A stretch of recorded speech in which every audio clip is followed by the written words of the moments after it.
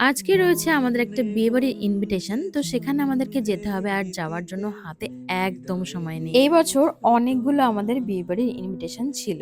ইদানিং আমাদের যেদিনই বিয়েবাড়ি যাওয়ার থাকছে তো সেদিনই আমার নিজেরও কাজ থাকে, তাই যেদিনই দুটো তিনটের বেশি কাজ থাকছে সেদিনকেই বাড়িতে এসে একদম হুড়োমুড়ি করে মেকআপ করে বিয়েবাড়িতে যেতে হচ্ছে। তাই ভাবলাম তোমাদের সাথে এই চট জলদি 5 মিনিটের একটা মেকআপ টিউটোরিয়াল শেয়ার করে রাখি। যদি তোমাদেরও কোনোদিনও তাড়াতাড়ি থাকে তাহলে তোমরাও কিছু সিম্পল স্টেপ ফলো করে এরকম তাড়াতাড়ি একটা চটজলদি মেকআপ বেস কিন্তু করে নিতেই পারো। আর আমার কাছে একদমই সময় নেই বলে আমি ফাউন্ডেশনটাও হাত দিয়েই ব্লেন্ড করছি। আমি জানি খুবই অদ্ভুত লাগছে আমাকে দেখতে, কিন্তু বিশ্বাস করো যখন তাড়াহুড়ো থাকে তখন এই হাতই ভরসা। হাত দিয়ে আমি এরকম ফাউন্ডেশন ব্লেন্ড করে নিই। শুধু ফাউন্ডেশন না, এতক্ষণ পর্যন্ত তোমরা যা যা দেখলে সবটাই আমি হাত দিয়ে ব্লেন্ড করে নিয়েছি।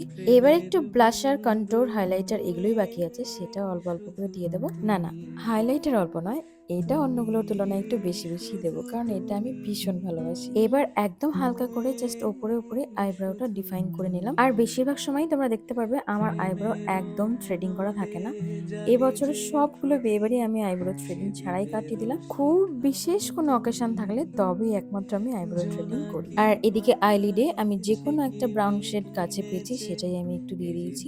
আর হালকা একটু গ্লিটার দিলাম এনহ্যান্স করার জন্য। মাস্কারা দেওয়ার পর কাজল দিতে যাওয়ার সময় দেখলাম আমার সুগারের কাজলটা ভেঙে গেছে, তাই এখন ওটা শার্প করারও টাইম নেই। তাই হাতের সামনে যেটা ছিল মেবলিনের একটা কাজল দিয়ে হালকা করে একটু কাজল করে নিয়েছি। কাজলটা স্মাচ করতেও যতটা সময় লাগবে সেটুকু আমার হাতে নেই, তাই যে অবস্থায় আছে সেই অবস্থাতেই ছেড়ে দিয়ে একটা লিপস্টিক করে নিলাম। আর সব শেষে এই ফিক্সারটা দিয়ে দিলাম। এটা দেওয়ার পরে দেখো মুখটা কি সুন্দর গ্লো করছে। ব্যাস, মেকআপ তো হয়ে গেল 5 মিনিটেই, কিন্তু এবার বাকি আমার হেয়ারটা নিয়ে আমি কি করবো সব সময় চিন্তায় থাকি। তোমরা দেখতেই পাচ্ছ কি পরিমাণে কার্লি আমার হেয়ারটা। আর আজকে শ্যাম্পু করারও টাইম পাইনি, 2 দিন আগেই শ্যাম্পু করা ছিল। যদি একটু শ্যাম্পু করা থাকতো তাহলে একটু ম্যানেজেবল হতো। দাঁড়াও, সিঁদুরটা আগে পরে নিই। চুলটা আগেই খুলে ফেলেছিলাম, খোলা চুলে যেহেতু সিঁদুর পরতে নেই তাই আবার চুলটা বেঁধে নিয়ে এবার সিঁদুরটা পরে নিলাম। দাঁড়াও, চুলটা নিয়ে এবার একটু পরে ভাবি, আগে জুয়েলারিগুলো পরে নিই। গোল্ডের এই জুয়েলারিগুলো বার করে রেখেছিলাম, কারণ অন্য কোন জুয়েলারি কোনটা কি মানাবে না মানাবে সেটা দেখার থেকে এই এমন একটা জুয়েলারি যেটা মোটামুটি সব শাড়ির সাথে সব লুকেই মানিয়ে যায়। আর আমার হাজব্যান্ডও ভীষণ পছন্দ করে আমি একটু গোল্ড জুয়েলারি যাতে পরি, তাই এগুলোই বার করে রেখেছিলাম আর আমি এগুলোই পরে নিলাম। তারপর সব শেষে আমি যেটা করি সব সময়, চুলটা একটা পেছনে ক্যাচার লাগিয়ে ব্যাস যেমন ছিল হেয়ারটা তেমনই রেখে দিয়েছি। আর এদিকে আমি এত তাড়াহুড়ো করছি, এত স্ট্রেস নিচ্ছি, সেটা দেখে দেখো আমাকে একটু হেল্প করতে আসলো। হারটা পরাতে ও একটু হেল্প করলো। আর জানো, এই হারটা আমার কাছে ছোট হলেও ভীষণ স্পেশাল, কারণ এটা বিয়ের সময় আমাকে আমার বাবা মা দিয়েছিল। এই তো দেখো, কথা বলতে বলতে দুজনেই রেডি হয়ে গিয়েছি। এবার একটু পারফিউম দিয়ে বেরোতে যাব।